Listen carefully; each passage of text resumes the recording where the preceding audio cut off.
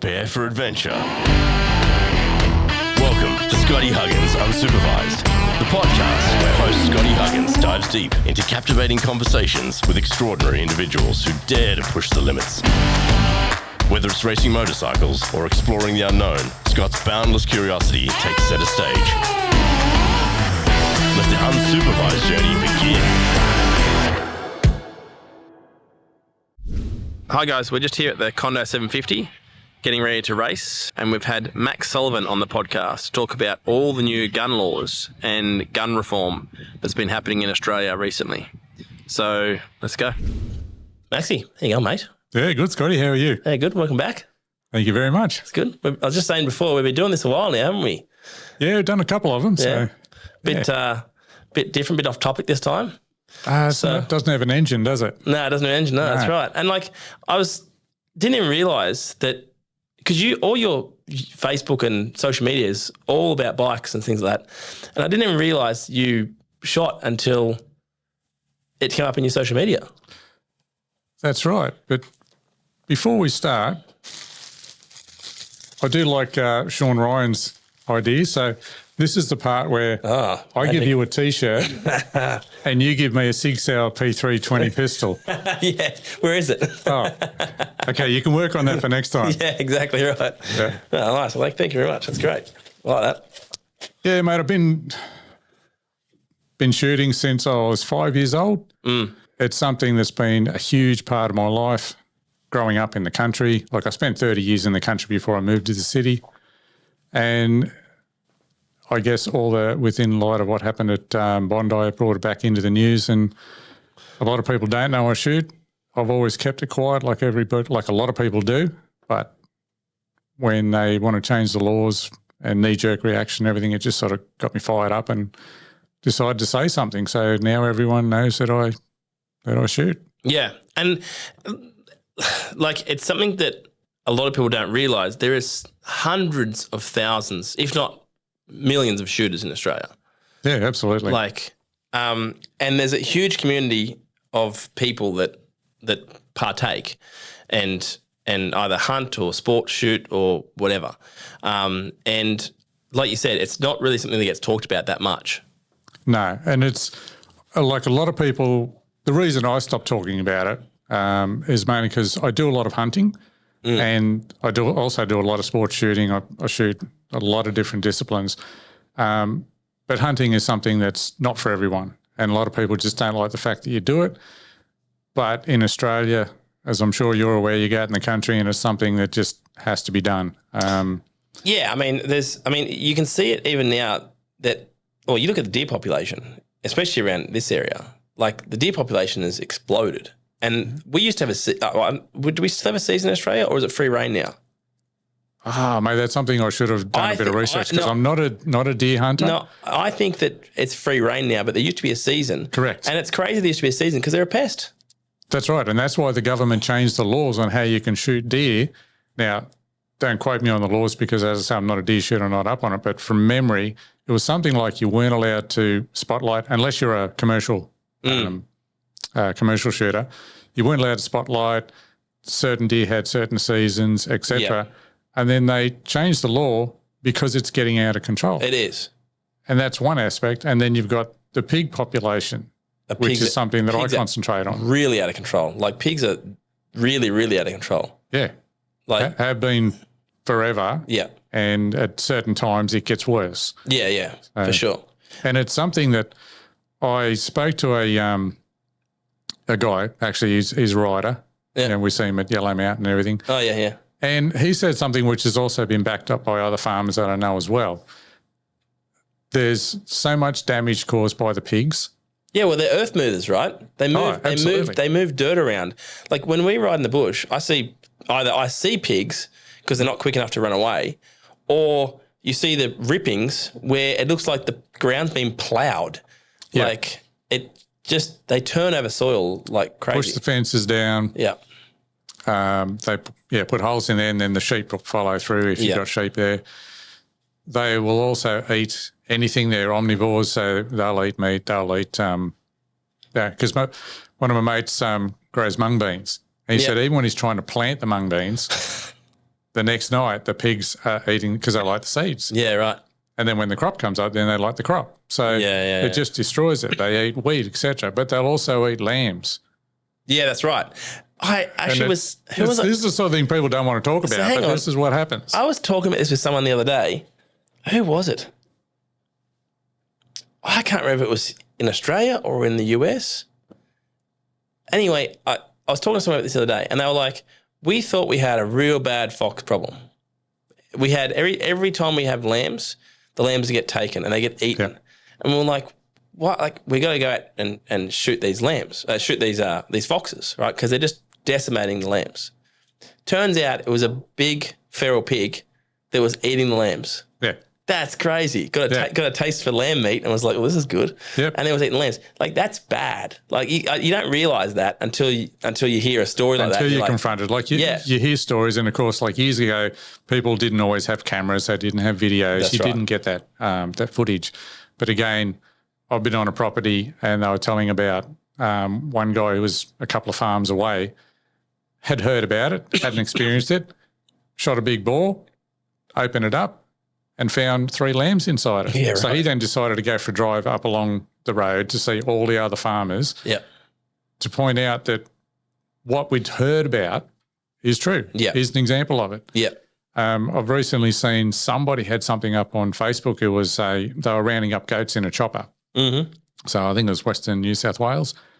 And while they were filming with their phone, a wild boar comes out and chases the kid and pushes it out of the thing. Yeah, push it out of the group. thing. Yeah. Yep. That's crazy. It happens. But the reason why somebody in the city needs to have a firearm is to go and help these people, because the people who own the properties, they don't have the time to spend eradicating the animals that they need to. Mm. And if you look at, and we're just like, there's rabbits, foxes, goats, deer, pigs. Yeah. And depending on what part of Australia, you've got feral camels, you've got donkeys, you've got buffaloes, you've got all sorts of stuff. Yep. The people who are running the properties don't have the time and sometimes not the resources to put into culling those animals and getting them back to either eradicating or getting the levels down to something they can control. Yeah. So what I was about to say is one of the guys that that we know, he pointed out, and I've spoken to a few other farmers that have said the same thing.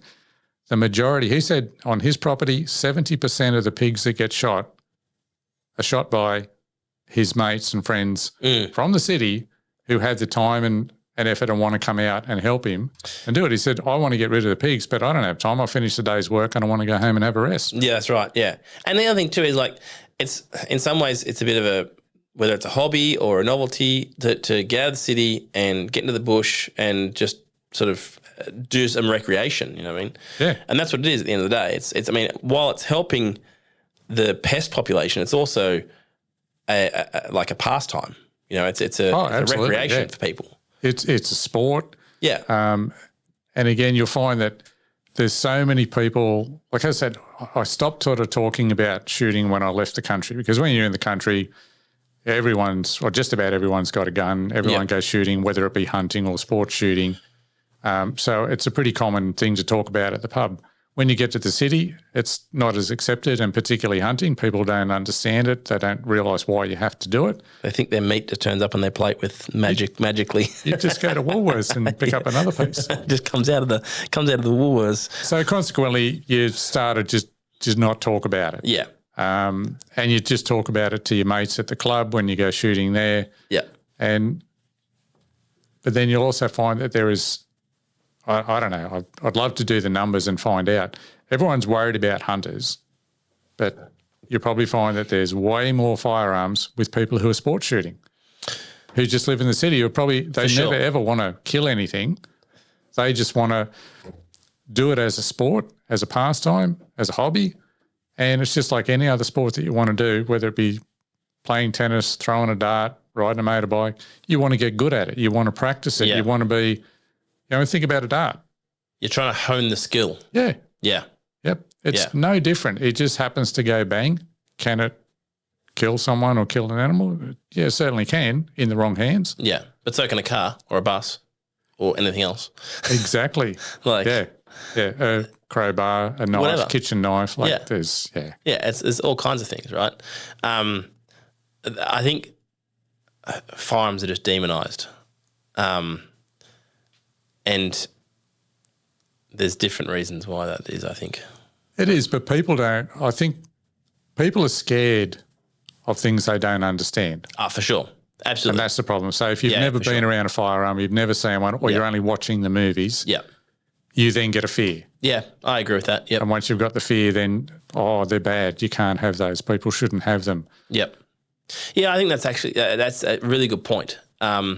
And I think that applies to even things like motorcycles or cars or whatever. Yeah. People that haven't been around, or even horses. You think about horses, like horses, people are scared of horses. Yeah. And until they understand the animal, they are petrified of horses because they're a big animal and they're a bit scary, whatever. But it applies to basically everything that has a lack of understanding, doesn't it?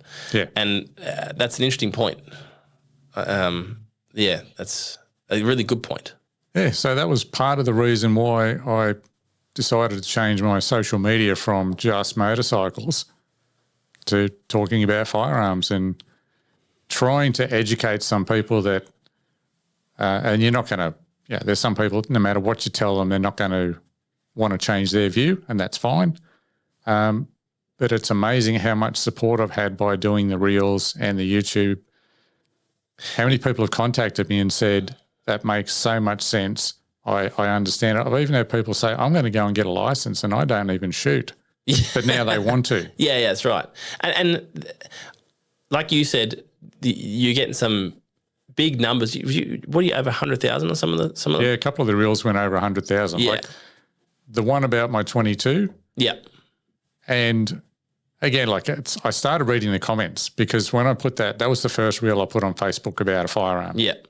And if you haven't seen it, it's just my Model 39 Winchester 22 that my father bought for me when I was 4 years old. Yep. I first shot it when I was 5. I've still got it today.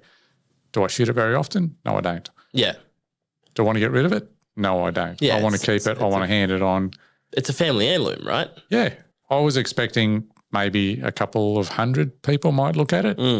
And then it just went nuts. And it was, I think, might be up around 130,000 views now. Yeah, right. And so I started reading the comments and you just can't keep up with it. Yeah, yeah. And surprisingly, how many people commented, positive comments, who don't have a firearms license. Yes. And that was encouraging. I thought, okay, people are listening. And as I say, I'm just trying to educate them on the implications of putting these laws in, and particularly the caps. That's the thing that's really bothering me and a lot of people. I think the caps are definitely an issue. I mean, whether you put a more reasonable cap, I don't know, or whether you just have no cap, I don't know if that is. But I mean, a cap of 4 is not. That's not a real thing. And like one of the things you and I know one of the videos you put out actually, I was going to say you and I talked about it, but I didn't talk about it. I was just looking at you, watching you on social media, is like. The news sits there and says, there's been an explosion of 700,000 people applying for gun licenses, da-da-da-da. We never thought this was going to happen. You're like, are you fucking dumb? Like, Of course it's going to happen. Everyone who has more than 4 guns is going to get their wife or their kids or whoever to apply for a license so they can keep the guns they have. Like, it's we may stupid. now end up with more guns We definitely will. in hands because they're going to go, well, I've now taken one off you and one off you, and I'm enjoying it. Because people are now, I think it's great because people are being encouraged. And as I say, hunting is such a small part of it. Yeah. There are so many more people who sport shoot, whether it be clay pigeon or trap or pistol shooting or air pistol or rifles, long range. There's so many different disciplines in shooting. It's crazy. I started to write a bit of a list and I couldn't even. And all of them, I think, have their own extreme difficulty. This is, I only thought of this just now, but shooting's a lot like golf. It's a good way to frustrate yourself.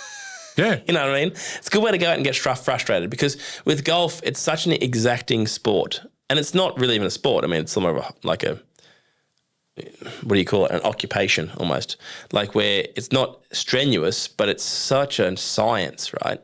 And shooting's the same thing, and it's such a science, and it's such an exacting sport. Yeah, and like I've played a little bit of golf.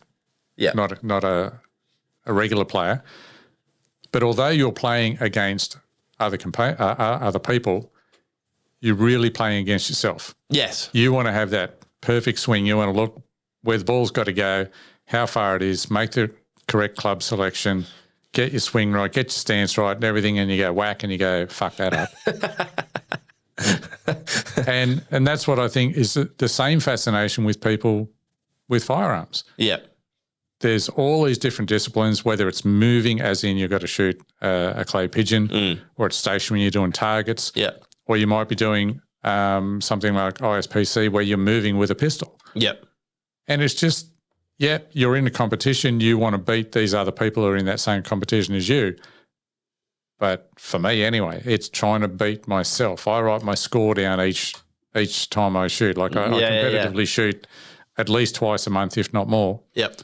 And so it's against yourself, and you just want to hone your skills. And as I say, it's no different than trying to get that arm movement and that dart to do exactly what you want it to do, or the golf ball. It just happens to go bang. Yeah, exactly right. And like you said, it's that lack of understanding that make people fearful of it for whatever reason. But I don't even think I like to watch. If I see a post or social media or whatever, I like to go and read the comments or see how many people like versus get upset or whatever, and then gauge the public's relative point of view on a subject, right?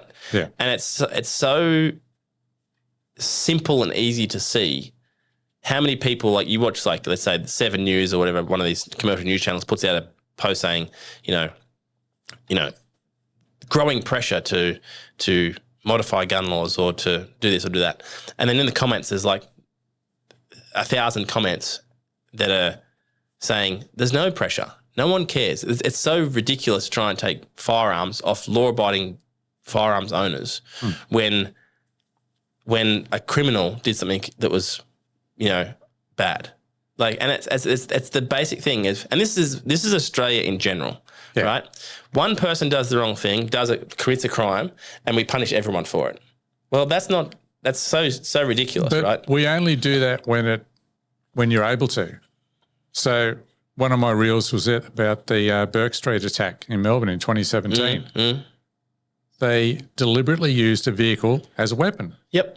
Killed 6 people. So that's right. That's No one's think like from memory, there was 26 people in hospital. Yep. But nobody wants to talk about that or compare it. Like all the gun shooters, they all want to compare it and go, well, there you go. There's a weapon. But it's different to a gun. Yeah. And you can't just take cars off people, and you can't restrict people's licenses and how many cars are allowed to own.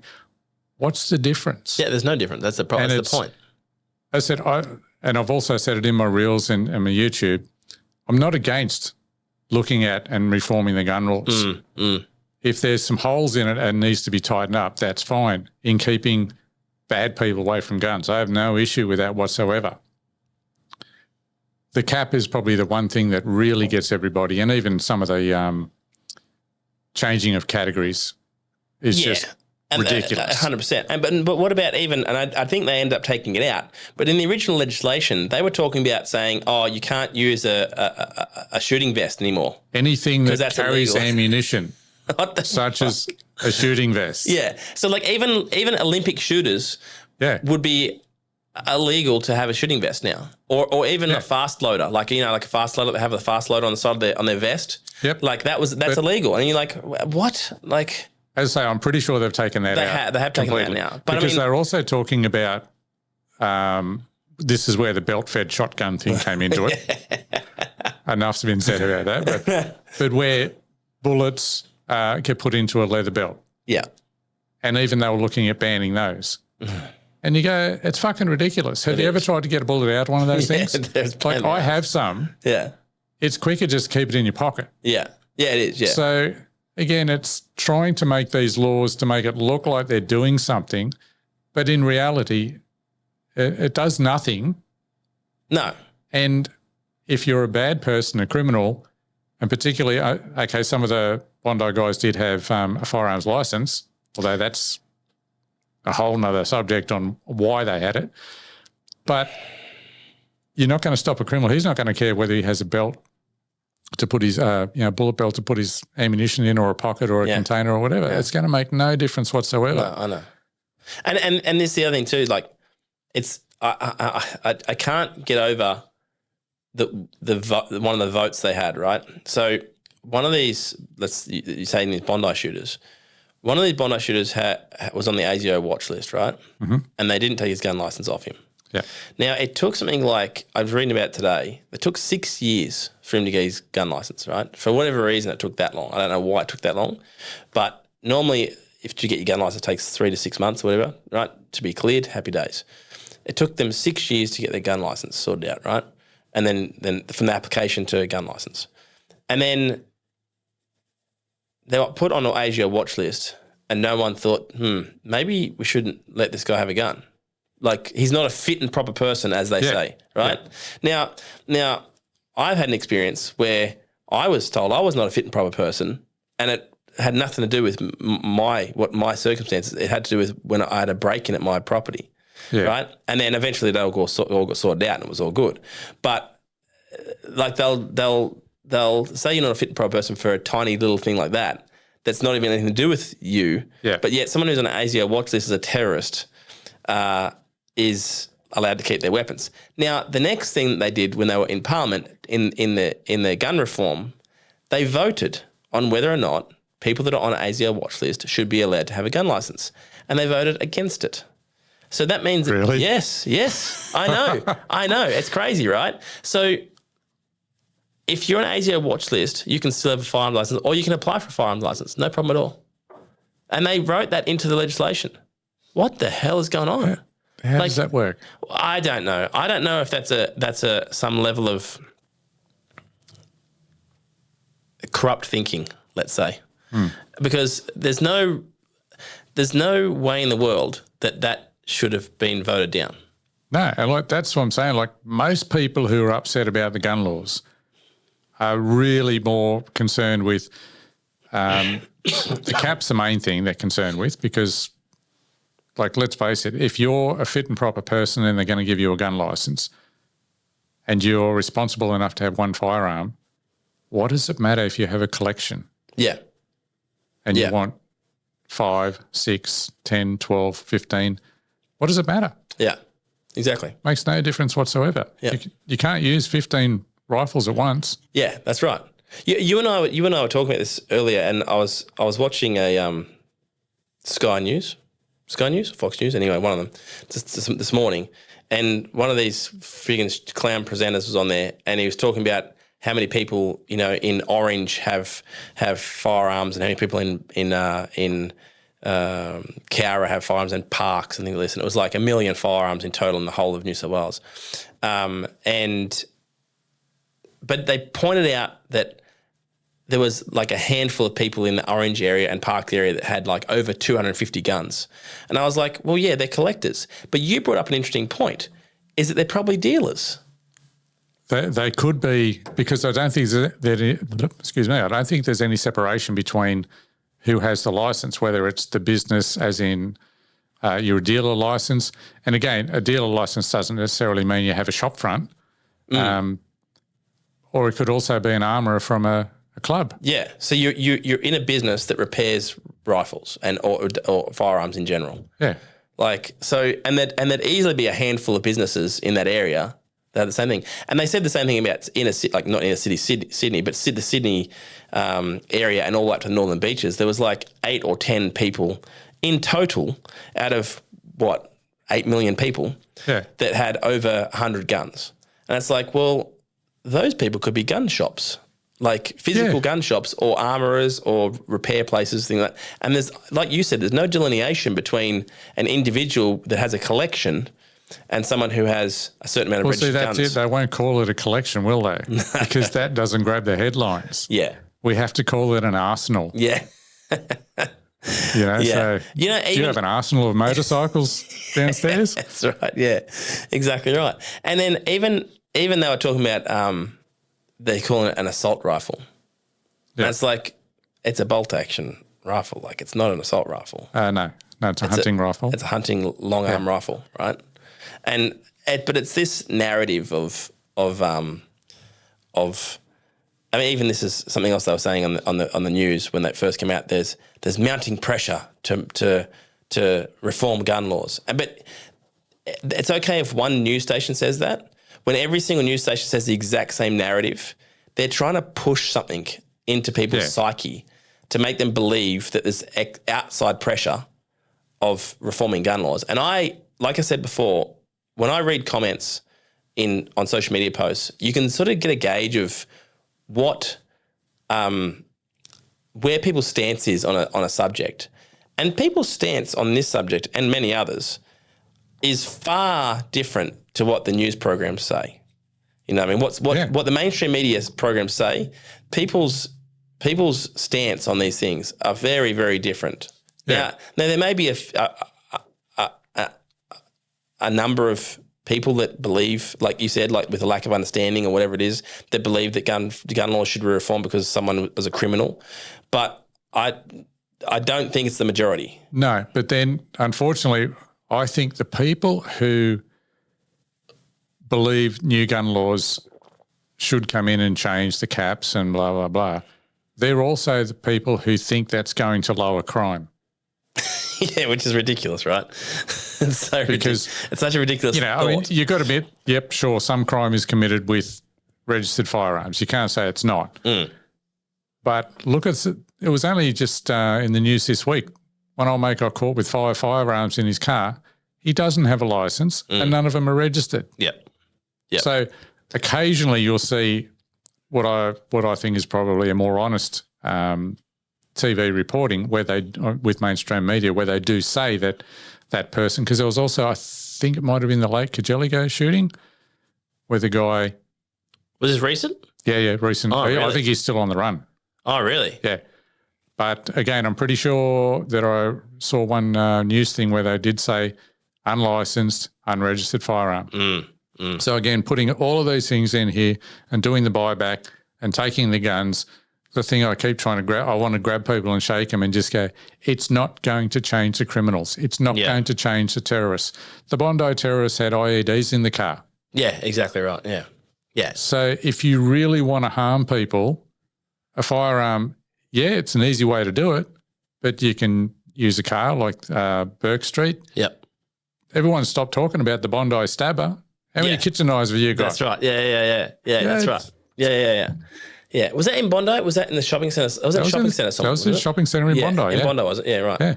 Yeah. And that was the same thing. Like, no one's talking about that now. No.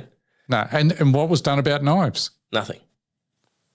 The problem is it's impractical to do anything about knives. You know what I mean? Yeah. So they don't do anything. Whereas, but it's no different, is it? At the end of the day, it's no different. No. If somebody wants to do harm, if they're that sort of a nut job, a firearm, it's going to make it easier. But getting firearms off, law-abiding firearms, is not going to stop criminals, and it's not going to stop bad behaviour from people. I think you and I talked about this briefly a few months ago, and I don't remember the numbers now, but we were talking about how many lawful guns there are in Australia. And I think the news was talking, I don't know how they quantify this, right? But they were saying how there's 500,000 or 800,000 illegal guns in Australia. And I would say there's a lot more. I would say there's at least double what they said. Now I can't remember the numbers but I remember it was double. I looked it up on one of the government website. I can't remember what it was now. And the government website was saying around 200 to 250,000 illegal firearms. Yeah. Then there was a guy, which I took took a little grab out of the news and put on the reel. He was speaking on behalf of them as well, and he said 500,000. Yeah. So whether it's where's the you're number? not going to know whether it's how many. No one's going to count them. I don't know how they quantify it because it makes no sense. But I do know that the bikies are bringing in a lot of illegal guns, a lot. But if the government's saying that there's at least 200 to 250,000, you've got to imagine there's probably more. Yeah, that's right. They're not going to say we've dropped our guard and there's actually 1 million.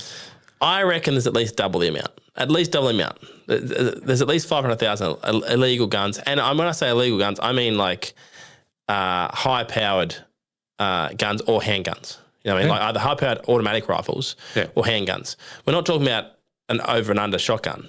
We're talking about proper guns that are actually going to be used in crimes. Yeah. And I mean, Canberra is a prime example of that. There's a whole bikie war, and no one talks about this, and it doesn't make the news even ever. There's a whole bikie war going on in Canberra, and no one even realises it. People's houses are getting shot. Very, very occasionally they'll say, "Oh, a house was shot up, drive-by shooting somewhere in Canberra or something like that." You know what I mean?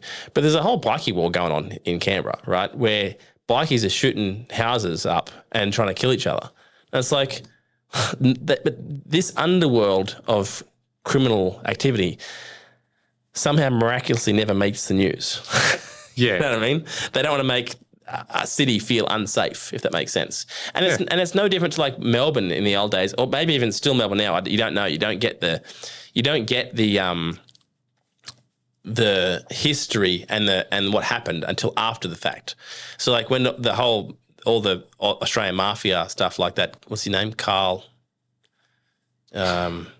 Yeah, I know the one. Like the whole Underbelly series, all that stuff was happening for years and years in Melbourne. Yeah, but they only talk about it now and document it. They only talk about it now after it's already happened. Yeah. And it's got to do with a narrative of making people feel safe, even when it's not safe, if that makes sense. Yeah. You don't want to scare the general public. That's right. Unless you want the public on your side when you're trying to put across some dodgy gun laws. Yeah. Or dodgy, like, let's go to war. Yeah. Right?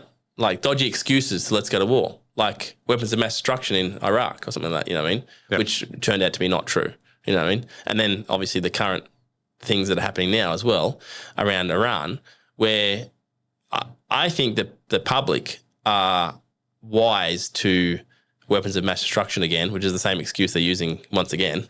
And it's no one's buying the bullshit anymore, you know what I mean? Or a very limited number of people are, you know what I mean? And so I think you'd be surprised. I think the public would be surprised as to how many illegal guns there are in Australia. And I think they'd also be surprised how often they're getting used. And how many the police are collecting too. Because they'll be collecting guns all the time through whether it's through busts or whatever else, when there's obviously suspects involved in these drive-by shootings and other bikies and whatever else. And I'd suggest they're collecting a lot more than they're saying. Yeah. You know. But they're not telling us whether they're registered or unregistered. No. You know, I've heard a couple of interesting stories around, this I was reading something about that Desi Freeman the other day, you know. Oh yeah. And I've been told by a very reliable source around why the body cam footage of the police in Victoria was suppressed instantly, right? And so surprise. And but like, why hide it? Like at the end of the day, if regardless whether you believe what I say or what anyone else says, let's just figure out why would the police hide, like deliberately go to court and suppress the footage, and then say that Desi Freeman's on the run, which whether he is or not, that's fine, or whether they let him go, I don't know, right? But then say he's under suspicion of shooting two police. Why don't they just say he did do that if he did do it, right? Now, what I've been told from a very reliable source who's within the industry, let's say, is that one police officer accidentally shot the other police officer dead. Right, okay. And then I read an article the other day that the one that survived that was shot, he is quite upset that he's not allowed to speak about what happened, which sort of verifies the story that I've been told. And so that's why they're suppressing the footage, because the two police officers tried to climb through the window at the same time. One thought that Desi was climbing out or whatever and shot, and the other one shot, and then one got killed and the other one didn't get killed. And then somehow Desi got out of a caravan that had one door and then ran 30 metres across a paddock. Which one's he coming out of? To the bush, exactly right. And like there's 10 police officers there or something, right? Yeah. And it's like, nothing in this story adds up. No, it just Nothing adds up. sounds dodgy to start with, doesn't The it? whole thing. And regardless of whether you believe anything I say, why would you suppress the footage? Why would you go to court? Just show them, instantly? show everyone the footage, and we all know what happened. Yeah, show some transparency. Yeah. You know what I mean? And that's just not the case. So anyway, I think that there's a lot that you don't see, that you don't realise happens around. It's sort of related, but we'll digress a little bit. Then why did they suppress all the information regarding Port Arthur for 30 years? And still now. No, then what's his name? Paul, who was starting Paul to Moda. Going to do a documentary on it. I really want to get Paul, if you're listening, I really want to get you on the podcast. And then when he started making inquiries about it, because he wanted to make a documentary, it then gets locked away for a further 70 years. Yeah. So it's now, again. So what actually happened was the files were digitised and they reclassified them and then put them away for 70 years. Why? Yeah, why? Why? What are you hiding? Yes, what are you hiding? Straight away, you smell a rat. There's a red flag there if you're not prepared to show people that, this is exactly what happened. And here's the problem as well, is that there's a requirement to do a Royal Commission when there is any mass shooting. Except Port Arthur. Well, except Port Arthur, and then also it wasn't, except for Bondi. Yeah. So they tried their very, very hardest. Now, I might have heard that they surrendered and decided they're going to do a Royal Commission now. Is that correct? Yes. So but it took months before and there had to be a lot of pressure as to the Bondi attack that they would do a Royal Commission, because they weren't going to do a Royal Commission again.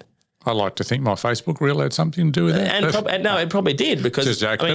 There was a lot of people asking for it. Yeah, but it comes down to if enough people push back, they'll do it. But why wasn't it on office straight up? Yeah, that's exactly right. Yep. But then I can't remember who they put in charge now, but now there's people talking about who's in charge of the Royal Commission is, I can't remember what sort of relationship to the Prime Minister. So they're saying, is it going to be fair? Yeah. And then who is it? ASIO guy? 3 months in, he's pulled the pin. Yep. Yep. Why did you do that? Yeah, well, because he's going to be found responsible, probably. Yeah. And this is the thing, right, is that clearly ASIO dropped the ball on this. Either, and I'm not convinced there's not a lot more deliberate things that happen in the world, right? Yeah. So I'm not convinced that there wasn't a deliberate thing, as in they deliberately didn't let the police know, or they deliberately let that happen, whatever, right? Because ASIO are not as incompetent as they might lead you on to think, right? Don't worry, they know what's going on, right? And if they didn't warn the police or the SSA or SSAA, why? It's not just a failing. I mean, it is a failing, but is it a failing that's accidental, or is it a failing that's, it doesn't make, there's a lot that smells funny, if you ask me. Yeah, absolutely. Without getting into it, I think there's a lot that smells funny. And I think to keep this on the right level, I think let's not get into it, but there's a lot that smells funny. And just like there's a lot that smells funny with Port Arthur. And let's direct everyone's attention away from that, and we're going to go after law-abiding firearms owners. Exactly. Well, I mean, that straight away tells you a story, right? It tells you that we're going to try and distract and try to attack law-abiding citizens, which, never makes any sense, but that's what they're doing. And anyone with half a brain can see that doesn't make any sense. Yeah. But somehow we allow the government to do it. And like what you said before about, you'd like to think that your reel had something to do with it. Well, it did. This is the thing is, and you're probably being facetious about it a little bit and sort of joking about it, but it does. It makes a difference. When people stand up and say something, it makes a difference. Yeah. And when enough people stand up and say something, change will be made. And that's the whole reason why I did it, because obviously it was leading up to Christmas. I was up at my mate's place and I just kept thinking about it. And as I said, I don't talk about firearms other than my friends that I shoot with, and we have a great time, and it's a good social day out. It's more than just shooting. It's a social. It's a it's a way of life, and relaxing and having fun with people. But it just annoyed me that much that I just had to do it, and I just kept telling people as well that we need to at least say something. Like, we can only do so much, and as one person, you can only do so much. And I think it had a bigger impact than what I was expecting, and certainly I don't think it's changed anything. And I said, even if it doesn't change anything, at least I can look back and say, well, I've done everything I could. I signed every petition I could find. I wrote letters to every politician that I could find. Even if I wasn't in Victoria, I don't care. Apparently I now am. From every email address that I had, I just did everything that I possibly could and tried to encourage my friends to do the same thing. Because as you said, if you sit back and do nothing, expect nothing. That's right. And it's interesting because when you talk, I think it was the president of the SSA was talking about this a while ago, and he said, if you don't try to protect the sport that you're in, or the hobby that you're in, the recreation you're in, and you don't write letters to your local members and things like, because the local members care about two things. They care about getting in again, and they care about money. That's it. And that's all they care about. And at the end of the day, if they get enough letters, if they're overwhelmed with letters and emails saying that what the hell are you doing? Can you're not thinking straight. You need to think about it more carefully. The more they'll go, oh, I might not get in next time. And so the only reason, and here's the other thing, the only reason they like money is because it helps them get in. So when they get a heap of angry letters from people, they're going to go, oh, I might not get in next time if clearly I'm on the wrong path here. And so writing letters, I mean, in some ways I hate letter writers, but because they're usually whingers of some kind. But I mean, at the end of the day, you kind of have to, right? You kind of have to. Yeah. What else letters. are you going to do? What else are you going to do? You can't just sit back and wait for an election. Yeah. I mean, if it was up to me, I'd have a completely different political system. But in our current political system, that's what you have to do. You have to write a letter. You have to. So you touched on it a minute ago when you said about affecting your sport or hobby or whatever it might be, and that's another avenue that I tried to point out to people. And Simon Christie from Forward Drive TV did a good reel on Facebook about it as well. Whereas you're saying and I think his reel might have even come out before the Bondi incident. I can't remember, but he was walking through the bush with his gun, and he was saying, "I'm on my way." He said, "I know a lot of you people, I get bad comments from regular viewers when he happens to show a firearm." And he said, "But you got to stop and look at the big picture. Like, what I'm doing is legal. I'm allowed to do it. I need to get here. I need my four-wheel drive." Yeah. And we all like four-wheel driving and fishing and all these other activities and recreation you enjoy doing. So if you sit back and let them run over you with firearms laws, what's next? That's right. And that's a little bit that people don't understand. They don't understand that there are so many people out there who have firearms licenses that they don't even know because very few people talk about it. And yet it could be one of their family. It could be their next door neighbour. Yes. But if we get run over with that, no one does anything, what's next? Is it going to be the four-wheel drives? Is it going to be, we can't have bull bars on cars anymore? Or is it going to be fishing and we can't go fishing in Sydney Harbour? They tried to ban fishing in Sydney Harbour a few years back. Seriously? Yeah, I've still got the shirt. It was stop the lockout. But they do the same thing. They're doing the same thing with national parks too. Yeah. Like this, it frustrates me so much because a lot of the people that petition to have national parks locked up or whatever it is, state forests locked up, whatever it is, right, are people that, I'm sorry, but live in the city and never visit the national park. Yeah. Or almost never, right? And the people that spend most of the time in the national park or even in the state forest, they understand it or they've lived in it their whole lives. And guess what? They logged it all 40 years ago. Yeah. And guess what? It's perfect forest again now. You know what I mean? I mean, there are obviously select, whether it's clear felling or selective logging. Yeah. And you can see the big old trees and then you can see all the new ones. And the new ones are still pretty big. They're 40 years old. They're still pretty big. But like, and listen, I don't agree with clear felling forest, but if you selectively log, it's fine. And having pine and having plantation is better again. But like, these guys have spent their whole lives in the bush. Mm-hmm. They understand the bush. They love the bush. And most people don't realise that those forests or even national parks, like at the edge of the Blue Mountains National Park and all that a lot of the Blue Mountains National Park was clear fell. Yeah. Most of those trees are only young. Yeah. And people do not realise that. And they do not realise that within a 40-year period, you have a whole forest there again. And yet what they do is they'll petition people to lock people out and say, oh, you can't go camping in there and you can't do this and you can't do that and can't have fires, can't have this, whatever it is. And even now, like there's a lot of guys on there since COVID, they've got this booking system and you've got these ghost bookings where people book a campsite in National Park and then don't turn up. And that happens everywhere. And so if you just turn up there, there's 2 people camping there, but yet the whole campsite's booked out. There's 30 camps booked out there and there's 2 people actually camping there and no one else turns up. And so when you go there, like, and I don't book camps anymore because we tried booking camps often and it's all booked out. It's all booked out. And then you're like, we'll just have a go. We'll see if we can get in there. You go there and there is no one camping there. And I'm like, well, we'll just camp there. Yeah. We'll just pick a camp and find a spot and camp. It's fine. And then if the ranger turns up, well, then we just go, oh, I don't know. Like, there was no one here. Look, there's 2 people camped here. Yeah. And the whole campground's booked out. Look, we tried to do it. Here's the app.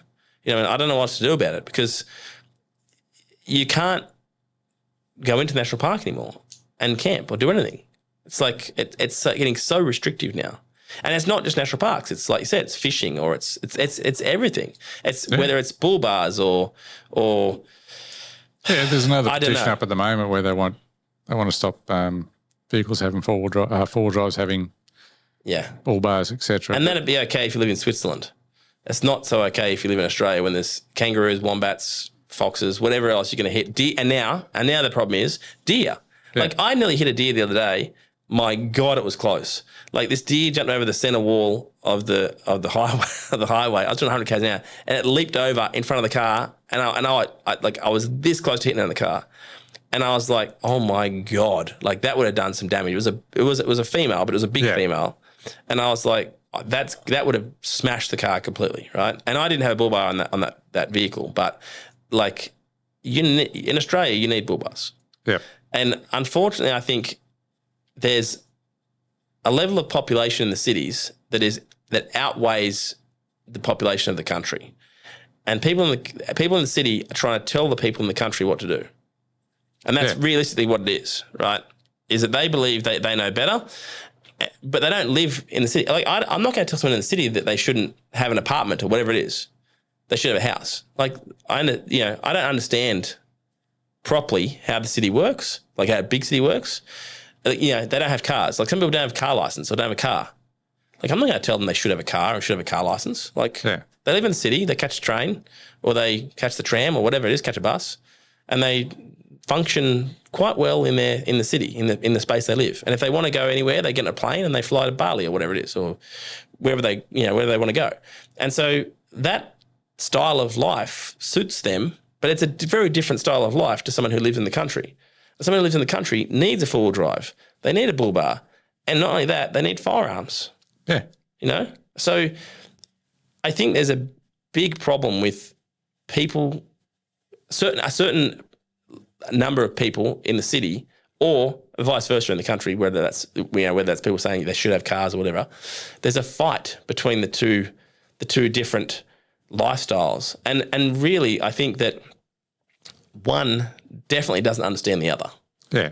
But it comes back to when they were saying, and it's been put on the news quite a bit as well, about why would anyone in the city need guns? And you think, God, well, for starters, most shooting ranges are in the city. Yep. There's a pistol range right underneath Sydney Harbour Bridge. Really? Yeah. Cool. Never been there, but I'd like to go and have a look. Near the rocks? On the other side, northern side? I'm not sure. I'll have to have a look because one of the guys I was talking to said he shoots there. Interesting. But, like until you get into it and start looking, like there's pistol ranges all over Sydney. Yeah. Because they only need to be 25 metres long. They can be indoors. There's stuff everywhere. But when they're saying, why would someone in the city? Because, again, they're coming back to the hunting thing because they don't like hunting, and that way they can get people who don't like animals being harmed all into that. Yeah. But the major population is in the city. The majority of shooting complexes, Cecil Park, for example, the Olympic shooting range, is in Sydney. Yep. They built it for the Olympics. We may as well keep using it. Yeah, that's right. Yeah, definitely you should use it. It means it's got a good complex. What has it got to do with firearms on where you live? Yeah, that's right. I totally agree. And as I said earlier, several people that I know who own properties, the majority of feral animals that are culled on their property are done by their friends who turn up, or people that they know and trust to go on their property and do it, because they don't have the time or the resources to do it. Yes. And if you've got pigs on your property, like one place I go to, I regularly shoot pigs. Went up there at Christmas time, got probably, I think, 24 or something like that, just in a couple of days. Yep. Shortly after that, it was only like a matter of maybe 2 months, he had to pay for a helicopter to come in because there was too many pigs. And I'm talking about a property that's like, when you live in the city, it's huge. Yeah. But it's not. I can't actually remember it because he leases some other property as well. But on the grand scale of things, compared to my friends who have got properties out west, Yeah. this one is not huge, right? Yeah. But because it's on a waterway, Yeah. you get pigs travel along, they've got to have water. Yep. So he's always got a pig problem. So I'm there, I shoot as much as I can when I get up there. He has guys come onto the property at least once a week. Really? Yep, at least once a week. And there's 2 guys, depending on what's going on. Yep. And they will generally get half a dozen pigs. Wow. Then he still had too many, so he got a helicopter in. So that cost, I asked him, I said, well, what's the chopper cost? And that was $1,600 Fuck. to get the chopper in. Yeah. And they shot around 150 pigs. Yep. And they saw about 150 run away. That's and then crazy. Now he's had to go to poisoning. So again, if people do their research and look about, whether it be deer, pigs, particularly pigs causing damage, you've only got 3 ways to get rid of them. Yeah, that's right. You can trap them, you can shoot them, or you poison them. Yeah. But if you trap them, you don't take them to the happy pig farm. You shoot them. They're going to get shot. Yeah. So you got to get rid of them. So my dad's got a property up in Tamworth, right? Yep. I think he trapped 33 pigs within 14 days. Yep. 33 pigs in 14 days. And the guy that he had come out to do it, in the cage, just shot him. Yeah, that's right. So it's still their time and effort to put the trap up. Yeah. You still don't get them all. No, that's right.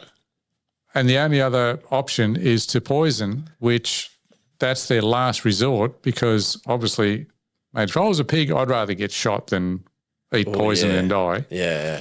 And there's all the collateral damage of the other animals that eat the pigs or eat the poison, that they can die as well. Well, that's the problem. I was going to say there's a lot more damage that gets done from poison than just the pigs eating the poison, right? Yeah. Now, Dad was actually just telling me the other day about this, is that the new poison they've got for pigs, because pigs are such a massive problem. This is how big a problem is. They just developed a new poison. Apparently, they eat the poison. They walk about 10 metres, and this is going to be a bit gruesome. They spew blood and then die. Almost instantly, they get 10 metres away and die. Yeah. Like, that's strong poison. And I don't know what the repercussions of that's going to be, because there's a lot of poisons they use, and then other animals, like, for example, rat sack. Let's just use a common household poison. Rat sack, for example, makes rats and mice usually thirsty. They go looking for water, which means they leave your house and they die somewhere looking for water, right? Birds then eat them, then they die. Mm-hmm. That's just a plain example of how that works. And so you end up killing native bird species because of rats and mice. Yeah. So poison is really a poor way of doing things. Yeah. And trapping is, well, they're going to get shot anyway. So what's the matter? You might as well just shoot them anyway. Yep. You know what I mean? So yeah, I mean, shooting is the best bad thing we have, if that makes sense. Yeah. Because it's not perfect, don't get me wrong, No. but it's the best bad thing we have. Because poisoning is not a good thing. You know what I mean? Poison it causes a lot of extra damage. You know, to wildlife, that is. Yeah, but when they're saying, why would you have a gun in the city? Oh, because you're probably one of the many city people who go to the country to assist that program. 100%. 100%. Farmers don't do it all themselves. Yes, they do it, but Yeah. yeah. Yeah, not as often. I mean, farmers are already working a 12, 14-hour day as it is. Yeah. 6 days a week or 7 days a week. And the pigs breed so quickly. Yeah. Yeah.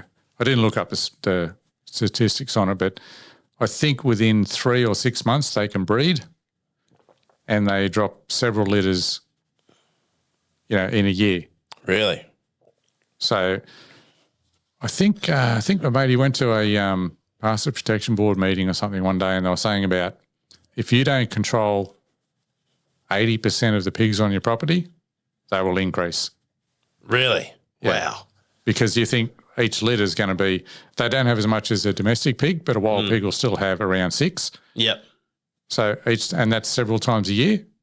And then that one can breed within, as I say, I can't remember how many months it is. It's very short, something like 6 months, and that pig can breed Again. and it can have another 6, while this one's still having another 6. That's nuts. And it just, You know, talk about rabbits breeding. Yeah. Pigs breed just as much almost. Yep. That sounds of it.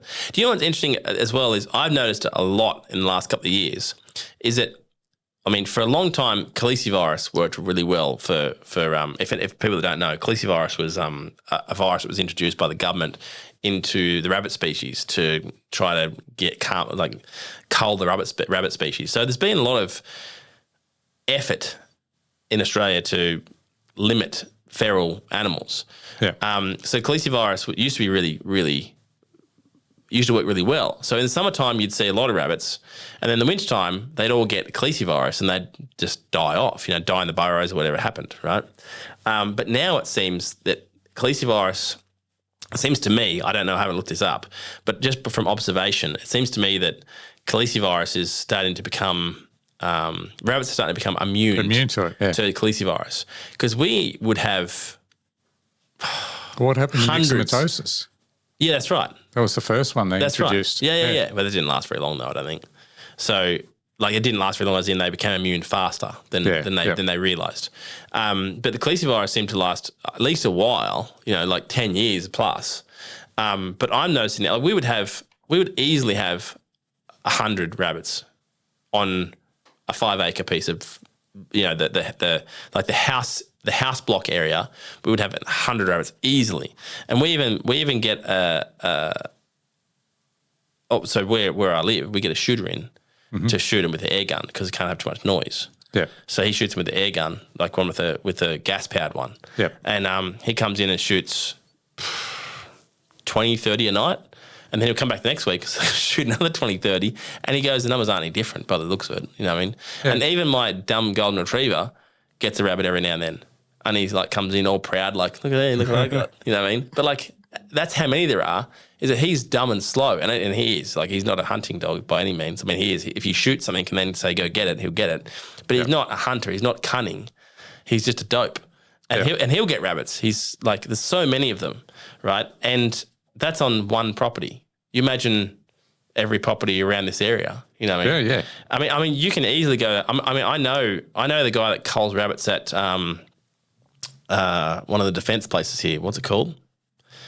Campbell Park. There's a defence place there. The rabbits are so bad there, they pay people to go in the car park at night time and shoot the rabbits. No shit. Yeah. And so, you want to talk about rabbits obviously breed quite quickly, but it sounds like pigs breed just as quick almost. Yeah. I should have got the correct numbers, but it's very, very similar to that. I never ever knew that. So, I've never been a pig hunter. I've shot about 2 pigs my whole life, but I've never been a pig hunter as in pig hunters to me are the guys that go out with knives and dogs and go hunting pigs. Yeah. You know, and it's never been much of an interest to me to do that. It seems like too much exercise because they run through the bush in the middle of the night, you know, all night. You know, it doesn't appeal to me. No. So, but yeah, so. But that's something where you just mentioned that, like going at night time. Like I've now discovered the better way to get pigs is at night time because that's, you know, they're mostly nocturnal. So yeah, you can get them in the middle of the day, but they're still around on the farm somewhere. You've just got to find them. But if you come out at night, they're everywhere. So yeah, it's a bit of a game changer to have thermals and either night vision or thermal scopes. But that also comes back to the cap and why people are, you know, upset about having a cap on your firearms, because they're saying, well, if you're a hunter, you can only have 4. And yet, you know, if you're shooting rabbits, well, you want a 22, and if you're shooting foxes, you might want a 17. Yep. And if you're shooting goats, you might want a 243, and if you're shooting deer, you want a 270, and if you're shooting pigs, you want a 308. But in amongst that, you go, hang on, well, if I'm going in close with pigs, I want my shotgun because it's really thick, scrubby land, or I want my 308. But if I'm going out on open country, I might get a 6.5 Creedmoor so I can shoot further, or a 270. And so it's no different to having, you can play golf with one club. Yeah, but it's not very good, is it? It's not the best way to do it. You're allowed to have 14 in your bag. Yes.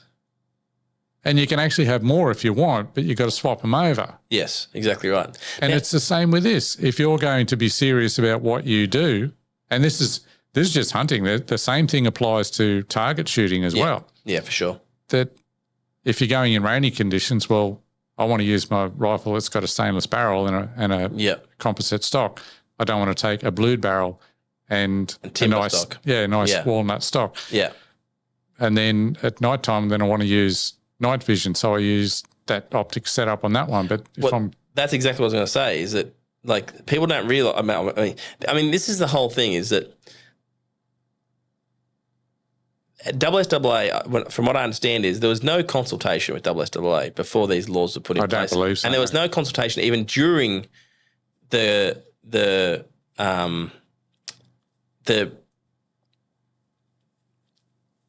writing of the legislation. Like, they didn't write the legislation; they wrote the legislation away from SSAA. Yeah, like they knew what they were doing. But it's clear that they don't understand. I mean, the belt-fed shotgun theory is a classic example. Of you don't understand what you're talking about. Yeah. You don't understand the subject matter. Yeah. So why do you profess to be some sort of expert and be able to put in legislation that limits or specifies what you can and can't have? You don't understand the industry, not even the slightest bit, right? And so one of the things I was going to say is, and this is what I thought you were going to say, is that, well, if I'm going to shoot with some night optics, then that's a certain set of optics that I can't just change out in 1 second and put a regular scope on. You need to have 2 guns. It gets set up. It stays that way. Yeah, set up that way, and you can't change it. And to change it, it's a massive screw around. Like, it takes a lot of time to change a scope over, and then re-sight the gun and lots of. Now, you can get some quick release stuff, but mostly that's military. You can't buy that as a citizen. You can still get quick release mounts, but no matter what you do, you quick release that and put the scope. Even if you have the same scope, pull it on and off. I can guarantee you it's not going to shoot exactly in the same spot. It is so minute. It will be a difference. Yeah, because 0.1 of a millimetre at the gun is 500 millimetres at the target, depending on the distance you shoot. Yeah. It might be 100 millimetres, or it might be 50 millimetres, but depending on the distance, it changes. It's an angle. Yeah, it's an angle, right? But 1 point, 250 thou of an inch, which is what a lot of people are talking in imperial with American, is that such a small, minute difference makes a huge difference at the other end. You know, 100 metres away or 200 metres away. Or let's talk about 1,000 metres away. Then you've got a real problem. And so I think that's the biggest problem with a lot of this legislation that's been put in place, is there's a severe lack of understanding from government officials where they don't understand what they're putting in place. Now, the other thing to that is how, this is a question, I'm going to get a bit of a conspiracy here, but how do they write legislation within days like that? Like, how do they write a whole? Oh, you mean that like the ink was already dry? Yeah, the ink was dry before it even happened. Yeah. I'm sure of that. And that's just something that, you know, let's say that's been Conspiracy theory, maybe. Yeah. that's been sitting on the drawing board for a while. You know, Yeah, when can we use this? When can I use it? Can I use it now? No, not yet. that's right. Yeah. When's a good excuse Who when knows? we can use it? Right now, sorry, Sonia's doing some technical directing for us. Can you look up for us? This is interesting. Something that I wanted to talk about before. Look up countries that ban guns or restricted firearms and oppressive governments. Because you want to talk about what's next. You want to talk about what's next. Like, once they take our firearms office, what's next? Once they take, say you can't have bull bars, what's next? Once you say you can't use a national park, what's next? Yeah. Once you say you're not allowed to ride motorcycles on a motorcycle, not allowed to do motorcycle racing. Yep. Or let's say, this is something What's next? What's next? How much are they going to push the population till they revolt? Because what happens is there's a whole list of, and I can't think it off the top of my head, but it's places like Myanmar, for example, where they took everyone's guns off them, and then all of a sudden the government was able to be oppressive. And then what you ended up with guerrilla warfare, and this is how Myanmar ended up with a revolution. I'm sure it's Myanmar. Is they took everyone's guns off them. The government became more and more oppressive. Then what they did is they started guerrilla warfare, and they had what's called a slide gun, bang gun, where they basically make it out of a piece of pipe, Okay. and they were sliding it onto a nail, Oh, yeah. and they were it's just like a slide gun. They just slide it. So what they do is because they were guerrilla, eventually they started shooting the military, and they'd create ambushes and choke points, and they'd just do that, and they did it for long enough that the government eventually surrendered. So there we go. Oh, North Korea, that's a good one. Mainland China, Myanmar, there's a Myanmar one. Cambodia, Venezuela, Soviet Union used centralized control of firearms to facilitate mass repression. Nazi Germany. So there's a whole host of governments that basically restrict gun laws to a point where, let's talk about America for a second. People in America are generally a bit nuts, right? As in, there is far more mass shootings in the United States of America compared to the amount of guns than there are anywhere else, basically, in the whole world. Yeah. More people are shot in America than anywhere else in the whole world. And that's not due to more people owning firearms, if that makes sense. Like, so more people. Switzerland owned shitloads. So do Finland. So does Sweden, right? So there's a lot of. Do you know what's really interesting? I'm going to get side points for a second. In Switzerland, I was in Switzerland riding a while ago, and it's so funny. They've got the best gun. They've got the best way of doing things, like common sense, right? They use their common sense quite well in Switzerland. Yeah. Because Switzerland's tight for space, right? All the long-range rifle ranges there. I know what you're going to say. Shoot across over the highway. freeway. That's awesome. Yeah. They shoot directly over the freeway or over country roads even. If you're riding down a country road, you go, there's the targets over there. And you go, where are they shooting from? And you look on the other side, they're shooting from down in the paddock somewhere, and it shoots across the top of the road. Yeah. That's awesome. Yeah, there's a dude did a really good video on it. Yeah. But actually it was interesting because he went around Switzerland, he spoke to everyone, he talked about your national service and the firearms, and he showed the shooting over the freeways, etc. And it was such a pleasant experience. Families were out and the snow-capped mountains. And then another guy did another video, which I ended up stumbling across, and he was just like bagging the shit out of him because he's going, the same thing happens in America. We're not all rednecks. Yeah. He said, we still do the same. We don't shoot over freeways, but meaning that shooting can still be a family-orientated thing. Like even in Australia, you can get a miner's permit from 12 years old. Yep. So you can still, well, at least hopefully that stays that way. It can be a family day out. Yeah. Where they go to the range and it's just a sport that the kids want to get involved with. And as I say, people have got to take away the fact that not everyone hunts. Yeah, More for sure. people target shoot and sport shoot and recreate with it than what there are hunters. Yes. Hunters are really important to what we do, but there's so many more people just shooting. Especially in Australia. I would say especially in Australia, because somewhere like, I mean, I did a bit of hunting in Serbia and in Croatia, and I've done a bit of hunting. And I know the way that people hunt in Switzerland and other places, right? And there is not very much to do there. They don't have that much wildlife in reality. Like, in Serbia and so they have bears and they have wolves and they have deer. Yeah. And so that can be a bit of a problem. And it's the same thing in Switzerland, actually, and in Finland, actually. I shot in Finland as well. And we were hunting I would say a modified hare, like a snow rabbit. Yeah. But almost as big as a hare, like huge rabbit, right? And they were hunting with dogs and shotguns, right? And minus 40 degrees, like freezing cold. And I'll tell you a story. I'm a dickhead because... But as long as you're happy being a dickhead. Yeah, I'm a dickhead, right? Because I'm a dickhead because I don't understand why, and this is going back to the city country thing, right? Is I'm not smart enough to understand why they do things the way they do. So like in Australia, the way that we would do something is we would have an over-under shotgun, and you don't use the safety because we don't use safeties. We open the gun so that it's impossible to shoot the gun, right? The gun is sitting open. Yeah. Now, I'm a dickhead because it's minus 20 outside. I'm standing around waiting for them to push some rabbits down the hill through the snow so that I can shoot one of these rabbits, right?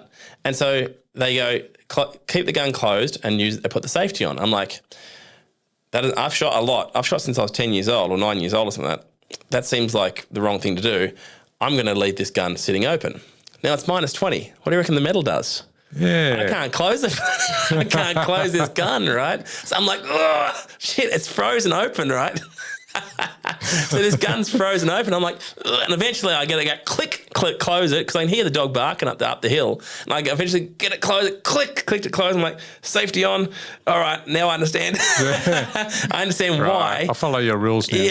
Yeah, now I understand. I'll follow what you're doing. So like, I think I know better, but no, I'm a moron, right? Because they realise that, metallurgy, like the metal shrinks, it closes against the barrel, and I can't pull the gun closed. Like it's frozen open basically. Yeah. And so I just found that very funny. But yeah, in Europe it's very, very different. It's more a hunt after a particular animal, where in Australia we do a lot more culling. For want of a better description. And that's absolutely accurate, right? We do a lot of culling in Australia, and we don't do a lot of hunting for meat even. Like when we do, but it's more for culling than it is to collect meat, right? So they have a certain amount of. I know quite a lot about Finland because I did quite a bit of hunting over there and different things, and I've been there a lot. And they will have moose licenses, right? So you get a club will get a moose license. So you get 10 people, and they get one license to shoot a moose. Mm-hmm. But a moose goes a long way, right? Yeah. So one of them will get the moose, and they all, they're happy with that. And then they will all together, they'll butcher the moose and they'll do all that stuff, and they'll make mince and whatever else, and then they all share it around. But they might share it around between 20 or 30 families because there's so much moose to go around. Like a moose might be 1.7 tons, like bigger than a bull. Yeah. You know what I mean? Like very, very big.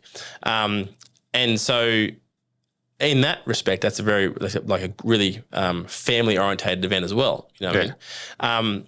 But we have a lot more pest, a lot more damaging animals. They damage the bush. I mean, even to the extent that brumbies and horses damage the bush. You know what I mean? We get a lot around here, this narrative of that, brumbies are ruining the high country and all that stuff. I see brumbies in the bush. I ride near brumbies in the bush often, right? Yeah. And I don't see any damage from brumbies in reality.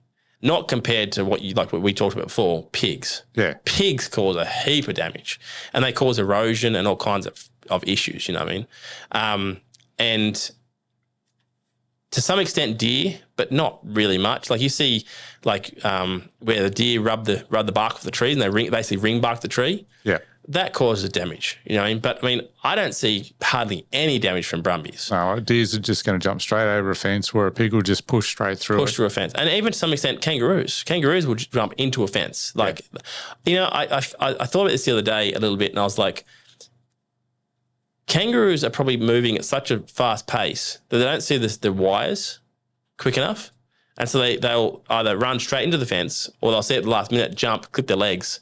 And so fences are like a barbed wire fence like we have here almost needs to have like, and it's a bit unrealistic, but like either a bit of tape or if you had a timber fence that would stop cattle and stuff getting through, but still allow kangaroos to go under or go through the between, would be interesting because I bet you more fences would be kept up if you had like either a stone wall. Like I was thinking about stone walls and timber fences like they do have in Europe and things like that. You know what I mean? Yeah. And they don't sort of get damaged as much because you can see a stone wall coming up, but a thin barbed wire fence you can't. Like I can't sit on the bike doing 100 k's an hour, let alone if you're a kangaroo jumping, you know, across a paddock, you know. And so it was just an interesting thought. It's just cost effective. Yeah, it is cost effective. One of the things sure. I don't know for sure, but I wonder about a pig because, or you're saying you haven't done much pig hunting, but you see a pig, say you'll be out in a stubble paddock and see a pig and he'll finally hear you and run and he can go flat out, you can chase him and there will be one hole through the fence. It's dark. Pigs can't see very well. Yeah. And he'll just run through that hole. He knows where it is. And I'm thinking, how does he know that? Like, is it? I wonder, is it a smell thing? Like, is he following the trail? Because they've a very good sense of smell. They do, yeah. They reckon they got a better sense of smell than a dog. Is that right? Yeah, well, they use them to find truffles. Yeah, exactly right. Yeah, that's true. Yeah. They use dogs. Yeah, I and often pigs. wonder, like, even when they're flat out, and the amount of times, occasionally you'll catch one out where you'll go bump into the fence, and you go, right, hey, you're mine now. Yeah, that's right. Yeah. But they find the holes, and you think they must know where they are, or I don't know, their memory's that good. I think it's just possibly smell. I think it must be a scent. Hey, Yeah. Like this is where I've been before. I'll follow that. You know. So the other thing too is I was thinking about before too. Even kangaroos, like kangaroos are a native animal, but they do get out of control, right? And especially around this area here, like you go to WA or something like that, where you get the big red roos, and you don't get anywhere near as many as you do on the East Coast. Yeah. On the East Coast, you get a huge number of kangaroos, right? And one of the things I never thought about as far as them being a pest is that they end up eating the grass of the cattle, right? So if you get 1,000 kangaroos in a paddock and you've only got, 500 head of cattle, well, all of a sudden you've got less grass to feed the cattle. Absolutely. Because they come and eat all the grass. Yeah. And so they'll eat it lower than what the cattle can reach. Yeah. That's right. Yeah, I didn't think of that. Yeah, right. Yeah. And so that causes a problem too. And so as far as farmers are concerned and what we all need to eat, which is, well, not we all need to eat, but what majority of us eat, which is meat. Yep. Beef. Beef or, or even for even lamb, you know what I mean? It's a problem for the farmers. And so, and a lot of the time you can shoot kangaroos and you don't need to shoot many kangaroos and they won't come back to that place again because they know that there's danger there. But you sort of need to they push still them away. come back, but they get flighty. But they do get a bit flighty, yeah. There was a mate's property had one out at Ivanhoe. Yeah. And he's now sold it. But at the time, his neighbour put up an exclusion fence. Have you heard of those? No.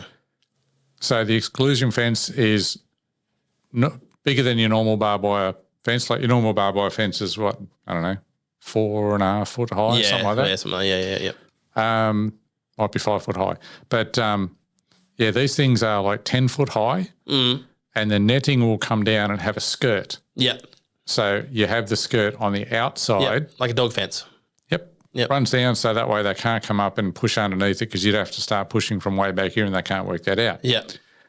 But, we'd be talking probably 10 years ago that this exclusion fence went up and it was $10,000 a kilometre. Wow. Yeah, right. And it was 50 kilometres around his property. Jesus Christ. $500,000. Wow. But the story was, now this is only what I've heard, what they told me. He went to the bank, they did their numbers and said, well, we have at least 700 kangaroos on our property at any one time. Yep. If we get rid of that amount of kangaroos and we replace them with more cows, Stock, yeah. we can increase our turnover by this much. And I think they worked out like within 5 years that fence will pay for itself. Really? Yeah, like we're talking big property. Yeah. But Yeah, well, it is big property with that much fence. and it's And did it work? I don't know. I didn't get that far down the story. I know that's what they started, and then my other mate sold the property, so I don't really never went back out there. It'd be interesting to see if that actually works. Yeah. But then when they put the fence up, it has to be maintained. So they had to put a bulldozer around the property first. So that's why it's expensive, because you've got to have a really good surface to put it on. Yep. And then it has to be maintained.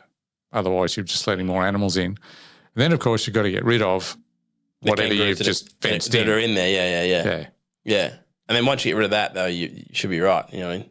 But as you say, this is just an insight for people who don't understand and never really been out in the real country to have a look, why our country is different from, not every country, but a lot of countries where they still hunt, but it's select and there's a couple. Ours is controlling pest animals where there's just way too many. And I guess for want of a better description, most of the hunting that we do is really culling. It is, yeah. It is. You know, that's why, they're allowed to apply and get tags for kangaroos. So that's why you're allowed to shoot our national symbol, because there's just too many. Yep. And when you come up on someone's property, and I was here with someone from New Zealand, and we went up on this guy's property and we're coming up a fence line. We looked across to the left-hand side in the middle of the day, but obviously we disturbed the kangaroos. And I said, that's why they get tags and shoot them. Yeah. Like there would have been carpet. 300, I reckon. Yeah. And it's just like mass movement. And you go, it's not like that all the time. But if it's like that when there's very little grass around, then you've got to do something about it. And this is the other thing people don't understand with kangaroos as well, is kangaroos will breed in the good times, and they'll just breed it like they'll breed as much as they possibly can. And they'll even have, what do they call it? One in the barrel, if that makes sense. I've heard this years ago. Over 12 months. So they wait until it's ready to drop. Yeah. Well, they'll wait till the ground's good. Sorry. When the season's good. Yeah. They'll just start the process, and they already have one in the oven. They have a bun in the oven already, ready to go. That's just not incubated yet. I'm saying incubated, but basically that's what I'm thinking. That's what it is. And they'll just wait till there's plenty of feed around, and they'll do that. And they'll breed like crazy. And then when the bad times come, they all starve to death. So they'll either starve to death, or in the good times they breed right up, and then in the bad times they just all starve to death. And probably in the old days, here's what probably happened: is Aboriginals probably hunt them, and so they'd hunt the population down to a normal level, and they'd do that. But now we don't have Aboriginals hunting anymore, so someone else has to take over that role, right? Yeah. Unless you want to go hunt with spears again. I'll try to bow.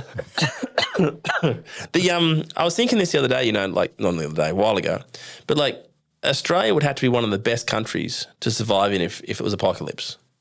If there was an apocalypse, you could survive here easy.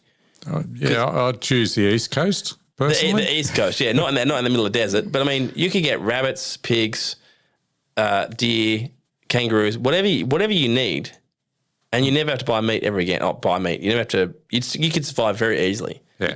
And you could trap rabbits, and not only that, fishing too. So I don't fish, but they call me Tangles. Seriously, I got a fishing rod. Someone goes, "Here's a fishing rod." I go, I broke it. It's tangled. Take it back. Yeah, take it back. I'm hopeless at it. I'm terrible. Stick to motorbikes, mate. Yeah, stick to motorbikes and shooting. That'll do. Yeah. But I was thinking there earlier when you're talking about the pipe guns that people were making. Yeah. And again, this is the one thing that I'd sort of harped on a bit with my reels, and that was for anyone who's going, oh, yeah, it's a good idea, get rid of guns and take them out of the public's hand. And you go, the criminals will still have them. You can make... Or they'll 3D print them. So yep. Or if you look up, what year was the Japanese, was it a president? Prime Minister? Assassinated? assassinated with a homemade pistol. Yeah, there you go. You know, so that's what I mean. If somebody really wants to do something wrong, whether they use a knife, a car, baseball bat, firearm, they're going to do it. Taking firearms off people who use them for sport or hunting is not going to fix that problem. So if that's the problem you want to fix, you need to put money into something else. Yeah.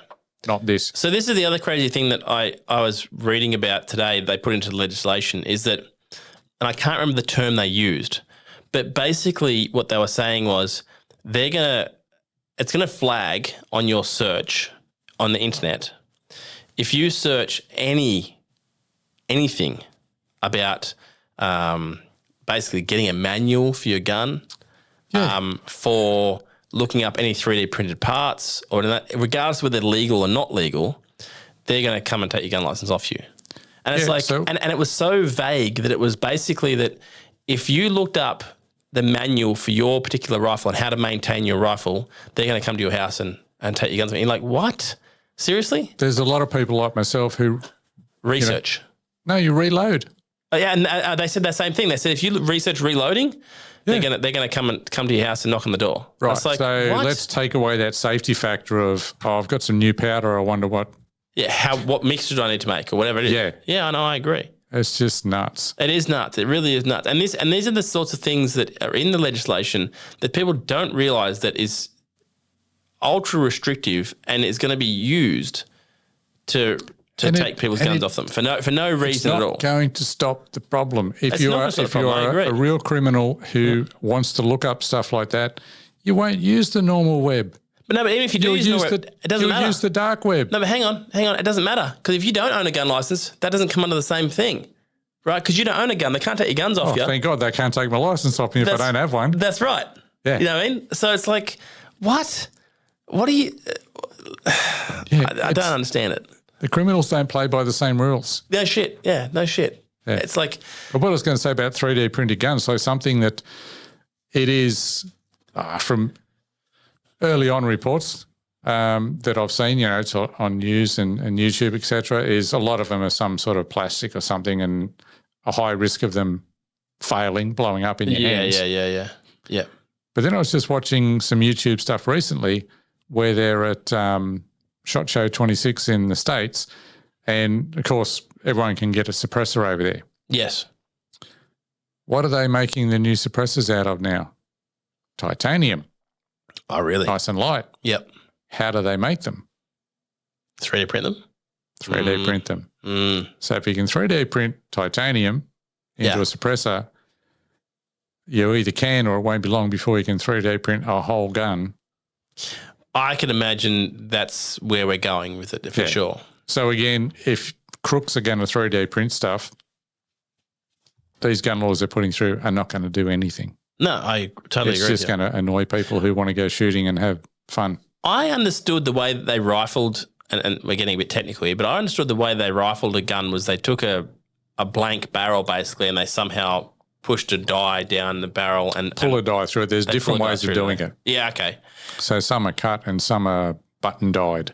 Yeah. I'm no expert in the field, but yeah. So I wonder how you would 3D print that. Is that my only thing? I don't know two fifths of fuck all about 3D printing, but well, when you look at neither do I, but I'm just going off what I've seen. When you look at a suppressor, like the way a suppressor works is it's got channels inside. So as the bullet has a clear exit all the way through this machined hole, it has little baffles. Yes, it tries to slow the gas down. Is that about right? It's redirecting the gas sort of thing. It's a little bit like a muzzle brake in effect. And it's like a labyrinth inside it. It's so much that therefore by the time the gas comes out and everything, it's quieter. Yeah. And again, people think that a suppressor or a silencer makes the gun quiet. It makes it quieter. I've never shot with one, but it just doesn't make your ears ring. Yeah, it's just not as loud. Yeah. But what I'm getting at was that's 3D printed. So all of that labyrinth inside it is printed. So I reckon you would easily print a barrel with rifling. You would think so. And I just wonder if they can print titanium now, what I was going to say is I wonder how hard it would be. like how hardened the steel would be, so how long would the barrel last. But I mean, because I imagine what they would do is they'd produce a barrel, harden it, and then pull a die through there. Or maybe the other way around. Maybe they pull a die through there, then harden it. And then once they harden it with the treatment, whether it's chemical treatment or heat and cold, hot and cold, then it's hardened. And then when you shoot, I don't know, 2,000 rounds through it, it still stays good. And I wonder if a printed gun would be that. And this is all hypothetical, right? But I wonder if a printed gun would be as good as a pulled, like a dyed gun, where it's dyed, pulled through with a dye or something like that, you know what I mean? But like you said, the technology will get there pretty quick. I don't think it would be, but yeah, it's progressing that quickly now. But again, it's making all of this just, as I say, I'm not against tidying up gun laws and having guns in the correct hands. I think what we're just talking about now is that some level of policing around downloading 3D printed guns is probably not a bad thing. Yeah. But I mean, that should apply to everyone, not just to law-abiding gun owners. Why does it apply to law-abiding gun owners? Why is it in this is a crazy thing. Why is it in hate speech? Why is it in hate speech and gun legislation and not just in general legislation? Like if you get caught with this, like, whether it's downloading 3D printed things, but like you said, if they download off the dark web, how are they ever going to know? How's anyone ever going to track that? Yeah. So you're only monitoring law-abiding gun owners and not monitoring everyone. But I mean, I don't think you should monitor everyone. Full stop. End of story. Because fuck you. You're the government. You work for us. We don't work for you. Like, this is not how this works. You don't become draconian, which is what the thing about it. This is what's happening more and more now, and whether it's just you're not allowed in a national park, or you're only allowed a certain amount of guns, or do you know what? From now on, you're not allowed to have your dog in the park. And you're like, but I live in the city. I need to have my dog in the park. No, too bad. You don't have your dog in the park anymore. Have to hand your dog in. Yeah, whatever. You know what I mean? It just becomes more and more draconian the longer we allow the government to get bigger and bigger. And this is the other thing that's happening too now is we have more bureaucracy in Australia, or more bureaucrats in Australia per capita than any other country in the world. Now, that's not exactly true, but it is true as far as large-scale countries. There are some small countries, what do they call them? That small countries like Luxembourg that are like tax havens. Okay. Yep. They have more bureaucrats per capita because they don't have anyone that lives there, but they have a lot of companies that hide their money there. You know what I mean? Right. But we have nearly more than we have more than communist countries. That's how crazy it is, right? Yeah. And so of course we're going to have the most bureaucracy, right? Yeah. And so you put it's just everything has more red tape, and this is the thing that I think that living around Canberra and understanding the public service quite a bit is that when they create a department, the department has to somehow survive on its own. And it's like anything. I mean, it sounds bad, but it's like a parasite. It wants to reproduce and it wants to create a bigger department, right? So it wants more of the government teat, right? Yeah, and funding, and there's nothing. I don't think there's anything there's nothing nefarious about it. It's just human nature. It's just human nature that people want to build something, right? And so whoever is in charge of the department makes the department bigger and have more resources. And it's just human nature, right? And so you end up with these departments that really shouldn't even exist, but they continue to get bigger and bigger, and they have one more employee, and then they get bigger and bigger and bigger, and they have more funding, and they get more funding and more funding and more funding until they're this huge thing that really shouldn't even exist. If you didn't have it, it wouldn't matter. Yeah. But now they're this thing with 500 employees and, $10 million to spend every year, and they have to spend it on something. So they find things to spend it on. Because if they don't spend it, they don't get it next year. Exactly right. It's a budgetary thing. I talked to a guy a few months ago now, and he goes, when I retired from the public service, he goes, you wouldn't believe it. The Navy had extra budget left over. So they bought 250,000 deck brooms. Really? Yeah. 250,000. He goes, I'm sure they're still using it today, and it's been like 10 years. Yeah. They got put in a storage warehouse. Yep. And they just didn't do anything with them. And he goes, they just sat there for years. And he goes, I don't know how many deck brooms they used per year. Maybe it was 10,000. But they bought 250,000 in 1 year just so they could keep their budget for the next year. Mate of mine came over from New Zealand, and when he first came over, first job he had was a removalist. And he went into this big government office in Sydney, and they had to remove all the furniture. And he's like, oh, okay. Like, it was all perfectly fine. Yeah. Nothing wrong with it. And he's like, what are they doing? And they said, we're just going to move all this stuff out and we're going to move all the new stuff in. He goes, what's wrong with this? Yeah. Nothing. They just have to spend their budget, otherwise they'll make it next year. Yeah. Yeah. And that's what happens. And then all that furniture goes to the government auctions, and you buy a really nice chair that's worth probably $500 for $25. Yeah. Like, and we get it around here all the time. Like, most of the furniture in my office is all secondhand government furniture, and I bought it for nothing, virtually nothing. You know what I mean? And I did that in my first workshop too. Like, you get government auctions here where they're just selling public service furniture, and there's nothing wrong. Like, literally, it looks perfect. Yeah. Like it's never even been sat in, and it's crazy. Yeah. And that's the sort of level of waste that I see around this area. Like, it's nuts. It really is nuts. And so the problem is you need to have people to justify their jobs. Yep. And they justify their jobs by finding things to do. And it might not be anything productive or anything that's important, but they'll find something to do. Yeah. I mean, and there is a lot of, this is the thing, there is a lot of people in the public service that do important jobs, right? There's important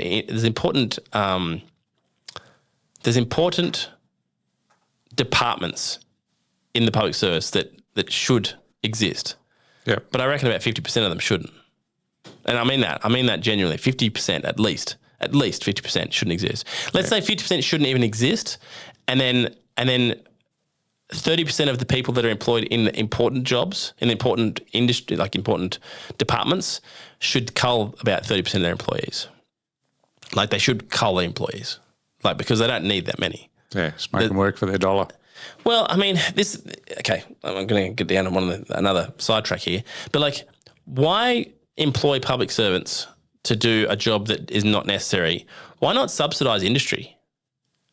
Like, clearly we all get paid too much money. If in some degree it's like we all get paid too much money, and then on the other hand we get paid not paid not enough money, right? Because the whole system is inflated, right? The inflation's out of control and all those things.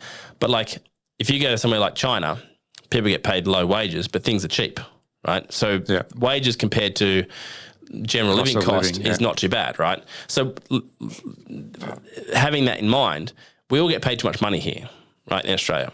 So why not subsidise industry, whatever that is, whether it's the building industry, whether it's, I don't want to say building industry, like someone that's manufacturing trusses or bricks or whatever it is, and subsidise it 20% and actually pay people to do something that produces something for the country, that adds to the GDP.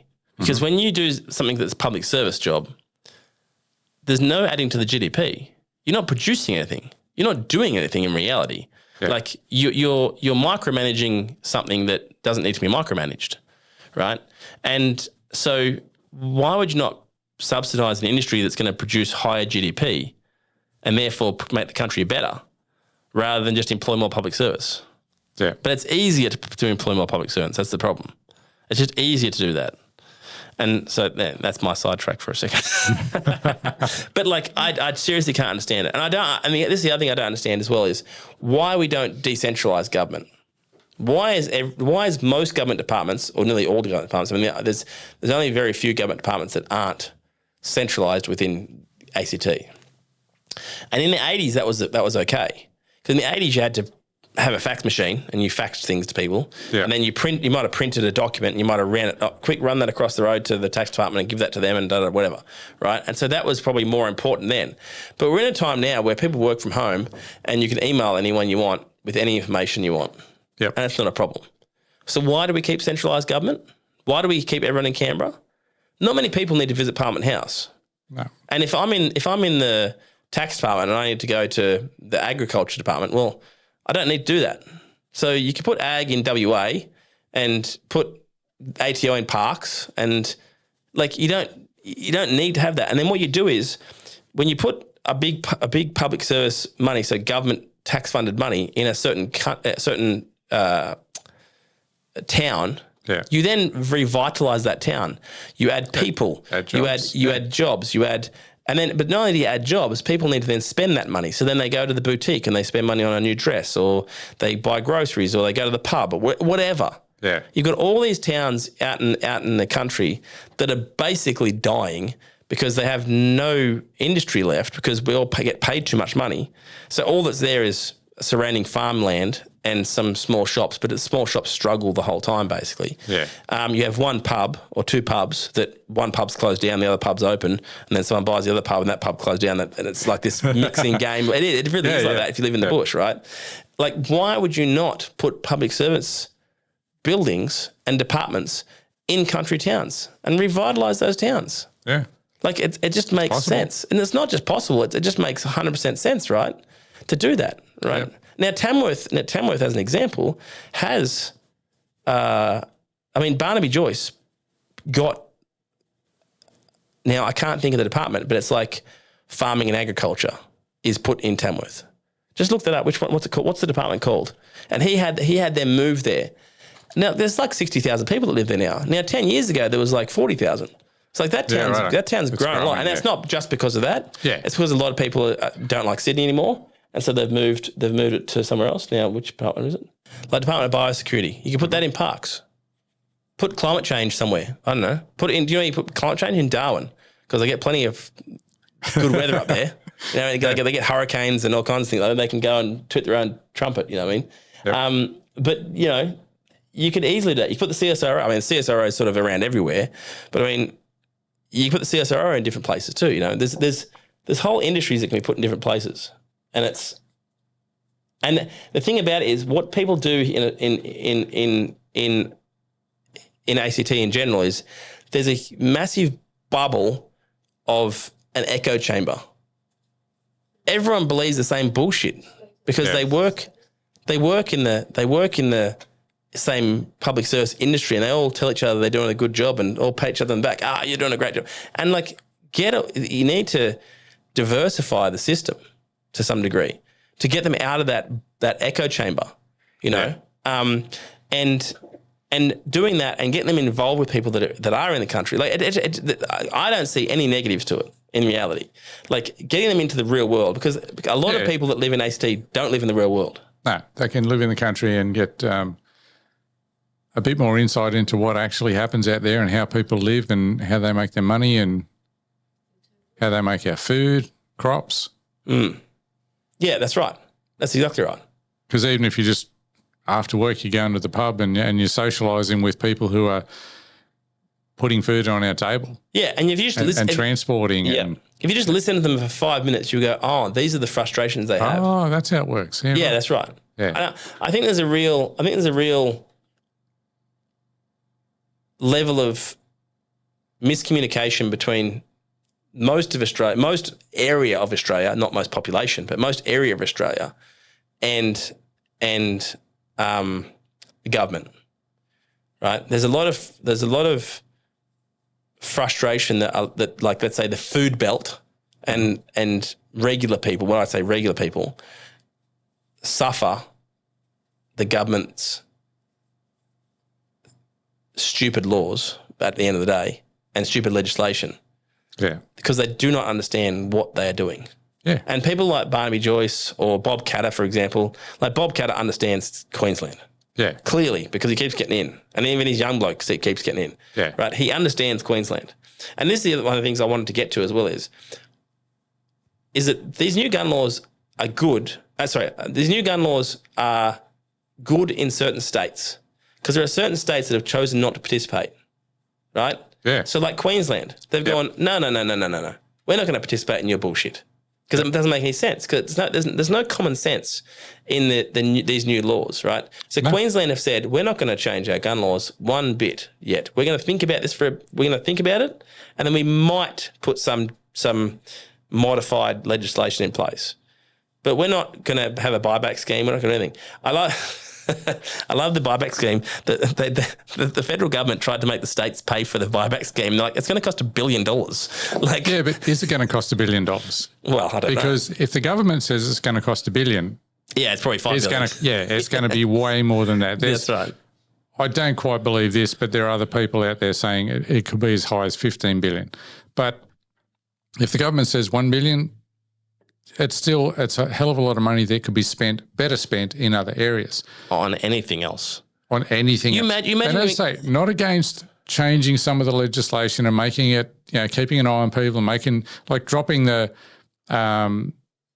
licensing from 2 years to 5 years. Even that, I don't mind it. If it means you've got to go for your license every second year. Yeah, so be it. So be it. But at the end of the day, what is that achieving?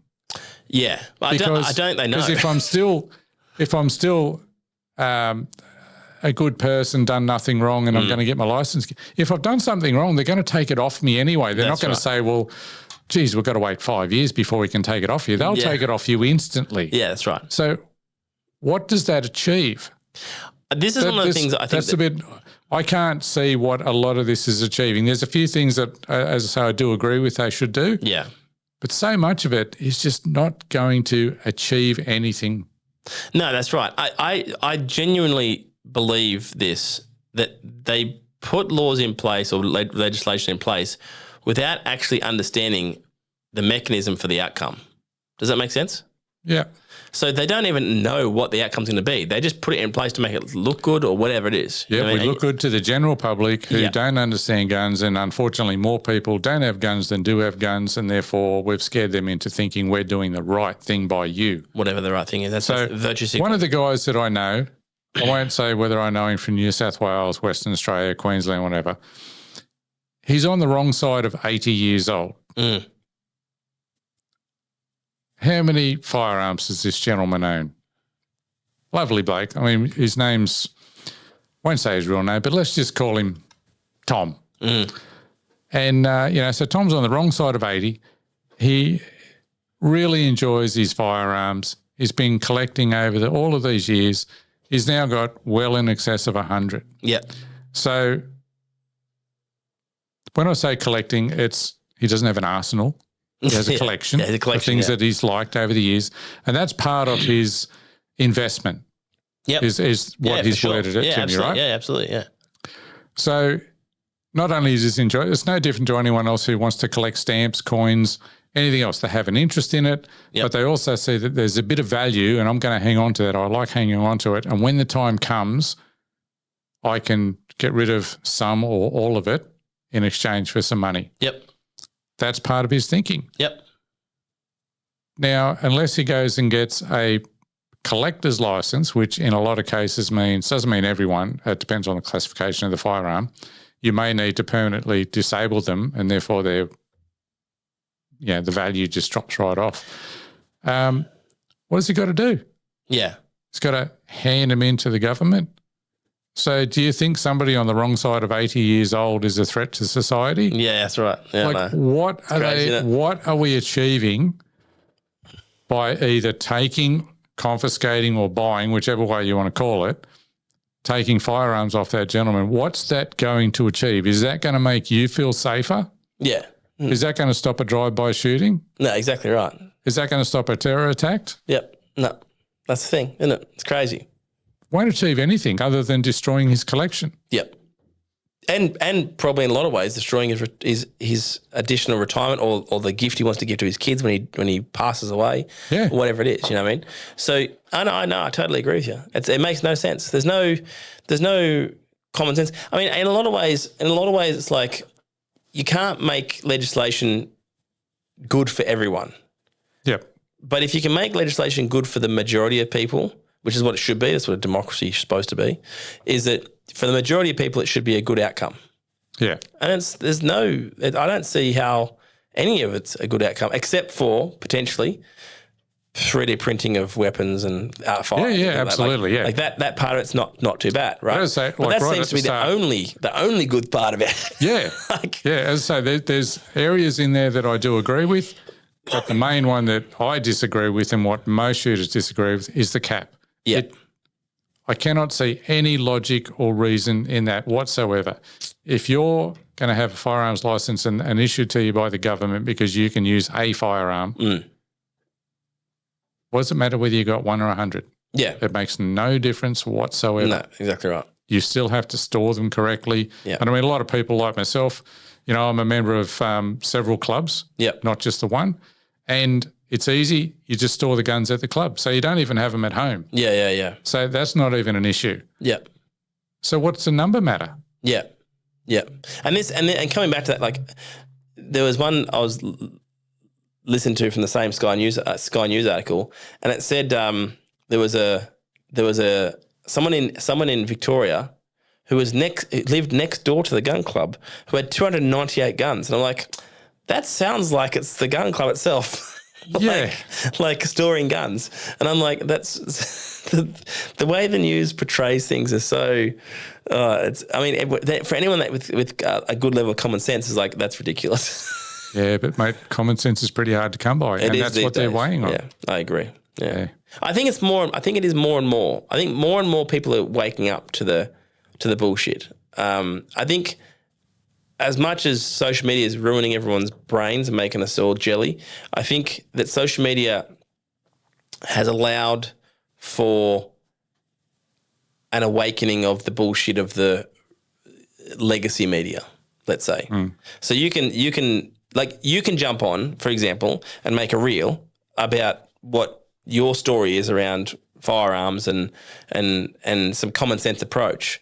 And it's not just one narrative from the mainstream media. Yeah. And so you get that opinion that's not just the same opinion over and over again. Oh, there's mounting pressure for gun law legislation changes. And then and then every single news channel says the same thing. And then you or someone else like you or me, for example, in the podcast, we can sit here and go, well, actually, this is our opinion. This is what we believe, and this is what everyone in our community believes. Yeah. So let's try and push that. And then you get that difference of opinion. Then you get people that sort of wake up for a second and go, oh, yeah, you're right, actually. That's an interesting point. Yeah. And so social media, and whether it's YouTube or Rumble or Facebook or whatever, has really allowed for some discord in the community. Yeah. Which we didn't have before. Because I even remember I was saying at the start of it, with all the comments on the reel, like it just went way higher then, because there was a couple of them, I think 2 or 3 that went over 100,000 views. Even on YouTube, there was a couple of 50,000 views. I normally get 1,000 views. Yeah. If I'm lucky, or a couple of hundred, and then all of a sudden you're getting 50,000 views and 88,000 views. But even when, obviously I haven't read every comment, but every now and again I'd sit down of a night and I'd just have a scroll through and see what there was. And there's always going to be a negative comment, because you cannot please everybody, and there's going to be some people who are just dead set focused on what they believe in. But it's a good platform for people to, at least, as you've just said, listen to the other side of the story. Why do people in the city have guns? Yeah. Why do we want more than 4 or 10? Is there a reason? Yeah. How is that going to make us safer? What should we spend our taxpayers' dollars on, etc.?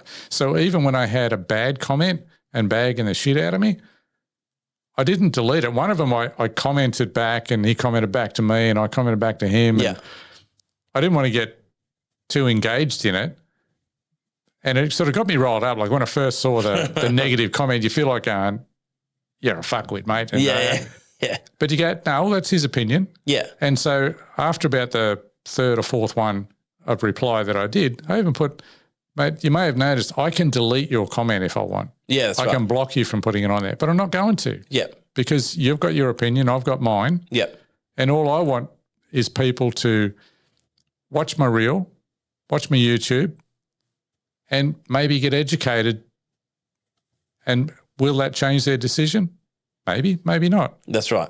But a bit of education doesn't hurt. No, that's exactly And right. even if it's just an opinion of someone else's opinion, have a listen to it. Don't just listen to the mainstream media. Yep. Listen to what other people do. Whether you live in the country or the city, to me that makes absolutely no difference whatsoever. Yep. So, yeah, that's the whole reason why I went about it. Yeah, I totally agree, and I think there's even if you're only moving the needle 1%, or even if you're only changing one person's mind, or educating one person for them to open their their mind up to a different point of view. Yeah. It's important. It is. And it's more important than I think people really believe. And an ocean starts with one drop of water. Exactly right. So you can't, if you sit back and do nothing, you'll get nothing. Exactly right. Like you said before. Hopefully we can educate a few people along the way. Exactly. All right. Perfect. Awesome. No worries. Good to talk to you again. No worries, mate. Been a pleasure. Chat to you again soon. Okay. All See right. ya. See ya. Bye. Bye. Yeah.